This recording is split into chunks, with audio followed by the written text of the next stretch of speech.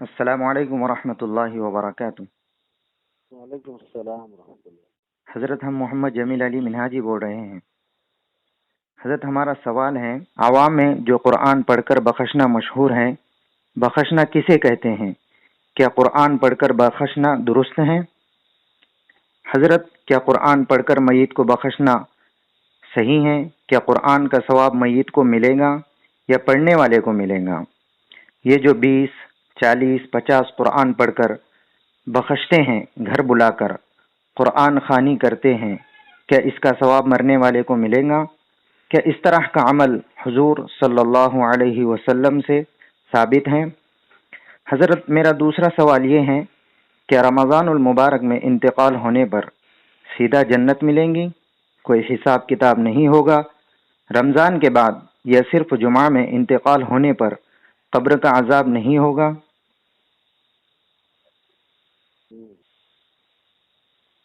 جی اصل میں عام طور پر بخشش کا جو لفظ کہا جاتا ہے، بات دراصل یہ ہے کہ بخشنا یوں اسے کہتے ہیں کہ آدمی اپنے اعمال کر کے اس کا ثواب کسی کو بخشش کر دے۔ جی یہ بخشش کرنے کے اعمال کی دو طریقے ہوتے ہیں، ایک بدنی عبادتوں کی بخشش کریں اور دوسرے جو ہے مالی عبادتوں کی بخشش کریں۔ تو مالی عبادتیں تو بالاتفاق سب کے نزدیک بخشش کی جا سکتی ہے اور اس کا اجر و ثواب دوسروں کو بخش دیا جا سکتا ہے۔ البتہ بدنی عبادتوں کے بارے میں ائمہ کرام میں کچھ اختلاف۔ اس مناسبت سے بات یہ ہے کہ اگر کوئی شخص قرآن کریم کو بخشنا چاہتا ہے یا کسی عمل کو بخشنا چاہتا ہے تو بخشش کا طریقہ یہ ہے کہ وہ یوں کہہ دے کہ یا اللہ، میں نے جو یہ عمل کیا ہے، مثلا کچھ صدقہ کیا، خیرات کیا، 2 رکعت نفل نماز پڑھی، یا یہ ہے کہ قرآن کریم کی تلاوت کر لیا، جو بھی اس نے کیا، یوں اللہ کے دربار میں دعا کریں کہ اللہ اس کا جو اجر و ثواب ہے، یا آپ نے جو اس کا مجھے اجر و ثواب عطا فرمایا ہے، میں اس کا اجر و ثواب میرے فلاں مرحوم کے روح کو پہنچاتا ہوں، آپ اپنے فضل سے اس کا اجر و ثواب فلاں مرحوم کے روح کو پہنچا دیجیے۔ اس طرح دعا کرنے کا نام بخشنا اور بخشش کرنا ہے۔ جی یہ عمل جو ہے ثابت سے اچھا سے ایک روایت میں ہے کہ جو شخص قبرستان میں داخل ہوا، پھر سورہ فاتحہ پڑھا اور قل هو اللہ احد اور الہاکم التکاثر پڑھا، پھر یوں دعا کیا، اے اللہ، میں نے جو کچھ آپ کے کلام میں سے پڑھا ہے، میں اس کا ثواب اس قبرستان میں مدفون مومنین اور مومنات کو بخشتا ہوں، وہ سب کے سب اس کے حق میں اللہ تعالیٰ کے دربار میں سفارش کریں گے۔ یہ روایت جو ہے اعلاء السنن باب زیارت القبور جلد نمبر 8 صفحہ نمبر 343 پر موجود ہے۔ آپ کا دوسرا سوال تھا کہ کیا قرآن پڑھ کر بخشنے کا ثواب مسجد کو ملتا ہے یا پڑھنے والے کو؟ اس کا ثواب دونوں کو ملتا ہے۔ مسجد پڑھنے والے کو تو چونکہ خود اس نے عبادت کیا ہے، پڑھا ہے، تو اللہ اسے محروم نہیں فرمائے، اور اپنی چیز یہ دوسروں کو اگر بخشش کر رہا ہے، اللہ کے خزانے میں کوئی کمی، اللہ رب العالمین کا جو جواب سنن ہی کی علی رضی اللہ تعالیٰ عنہ جو شخص قبرستان کے پاس اللہ 11 مرتبہ پڑھے، پھر اس کا اجر و ثواب مرحومین کو پہنچائے، تو اس کو جتنے مردے وہاں مدفون ہیں ان کی تعداد کے بقدر اجر و ثواب دیا جاتا ہے۔ یہ روایت بھی اعلاء السنن باب زیارت القبور میں نمبر 8 میں موجود ہے۔ اس کے علاوہ مشکات شریف کی روایت تو مشہور ہے، ان کے بعد اس کے سرانے سورہ بقرہ کی ابتدائی آیات یعنی الف لام میم سے مفلحون تک اور پایتی کو انتہائی آیات یعنی آمن الرسول سے تنصرنا علی القوم الکافرین تک پڑھا جائے. یہ روایت مشکات شریف فصل ثالث باب دفن المیت میں موجود ہے. ظاہر ہے یہ پڑھنے سے میت کو فائدہ پہنچتا ہے، تبھی یہاں کھڑے ہو کے پڑھنے کا حکم دیا گیا ہے. اگر اس کا فائدہ نہیں پہنچتا تو پھر مرحوم کے ترانے اور پایتی پڑھنے کا حکم کیوں دیا؟ یہ عمل کے ساتھ. لیکن جو سوال آپ نے کیا کہ باضابطہ لوگوں کو گھروں پہ جمع کرنا اور کئی قرآن کریم پڑھ کر پھر اس کا ثواب پہنچانا، تو یہ کہ لوگوں کو باضابطہ اعلان کر کے بلانا، تداعی کے ساتھ اگر کوئی عمل ہو رہا ہے تو یہ عمل صحیح نہیں ہے. کوئی یوں ہی اتفاقاً جمع ہو گیا اور اپنے اپنے طور پر پڑھ رہے ہیں تو اس سے کوئی حرج نہیں، قباحت.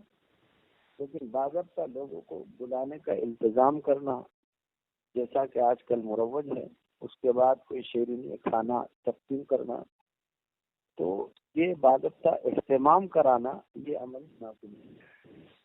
یوں ہی لوگ اتفاقی طور پر جمع ہو جائے، انسان ثواب کر لیں. دوسری بات آپ نے یہ کیا حضور اکرم صلی اللہ علیہ وسلم سے بخشنا ثابت؟ اصل بات یہ ہے ابو داؤد شریف کی روایت میں اس کے بعد آپ نے بارہ پڑھی ہوگی، رسول اللہ صلی اللہ علیہ وسلم فرمایا اقرؤوا سورۃ یاسین عند موتاکم او کما قال صلی اللہ علیہ وسلم. یعنی اس کا مطلب ہے کہ تم اپنے مردوں پر یاسین پڑھا کرو.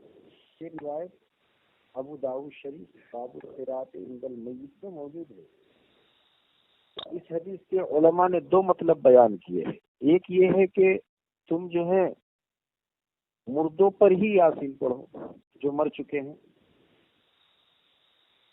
ظاہر ہے کہ ترجمے کے اعتبار سے یہی مطلب اس کا نکلتا ہے، لیکن مشہور یہ ہے، اس کا عام مفہوم یہ لیا جاتا ہے کہ جو شخص قریب المرگ ہے اس کے پاس یاسین شریف. بہرحال اس سے بات تو ثابت ہو گئی کہ حضور اکرم صلی اللہ علیہ وسلم نے بھی یہ بات ارشاد فرمائی ہے. یہ ابو داؤد شریف میں یہ روایت موجود ہے. لہذا یہ جو ہے قرآن کریم کو پڑھ کر بخشنے کا صحیح طریقہ اپنانا چاہیے. اس سے یقیناً میت کو فائدہ پہنچتا ہے اور اس طرح کرنے میں کوئی حرج کی بات بھی نہیں ہے. آپ نے ایک سوال یہ کیا ہے کہ کیا رمضان کے بعد یا رمضان میں کسی کا اگر انتقال ہو جائے یا جمعہ کے دن انتقال ہوتا ہے کیا وہ اس کا جنت میں چلا جائے گا؟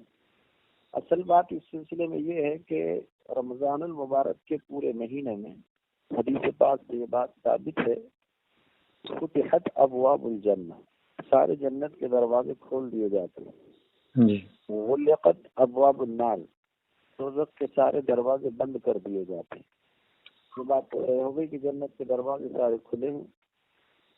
بات دراصل یہ ہے کہ جمعہ کے دن یا رمضان المبارک میں اگر کسی کے انتقال ہو جائے تو اس سے پورا رمضان ختم ہونے تک اور جمعہ کے دن پورا دن ختم ہونے تک جیسے عام میت کا حساب کتاب یا سوال جواب اس سے شروع ہو جاتا ہے، تو ان لوگوں سے اس طرح کا سوال جواب رمضان المبارک کے ختم ہونے تک نہیں ہوتا ہے.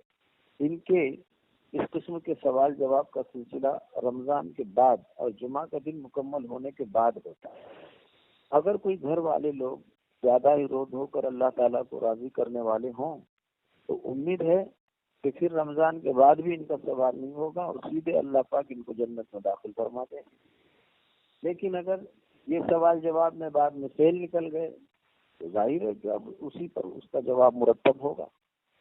لہذا یہ جو ہے رمضان المبارک میں کوشش اس بات کی جانی چاہیے جن کی وفات ہو گئی خوب رو دھو کر پورا رمضان بھر دعا کی جاتی رہے کہ اللہ جب آپ نے جنت کے دروازے کھول ہی دیے ہیں تو اب ہمیشہ کے لیے جنت کے فیصلے فرما دیجیے، اور جہنم کے دروازے بند ہی کر دیے ہیں رمضان المبارک میں، تو اب اس مرحوم پر اور تمام مرحومین پر ہمیشہ کے لیے جہنم کے دروازے بند فرما دیجیے. تو امید ہے انشاءاللہ جمعہ کے دن اور رمضان المبارک میں وفات پانے والے ہمیشہ کے لیے مرحوم اور مغفور کر دیے جائیں. جی حضرت، آپ کی اجازت ہو تو اس کال ریکارڈنگ کو عوام میں شائع کر سکتے ہیں؟ ہاں کر سکتے ہیں، عام کے خاطر تو عام کیا جا سکتا ہے. جی ٹھیک. جزاکم اللہ احسن الجزا. السلام علیکم ورحمۃ اللہ وبرکاتہ.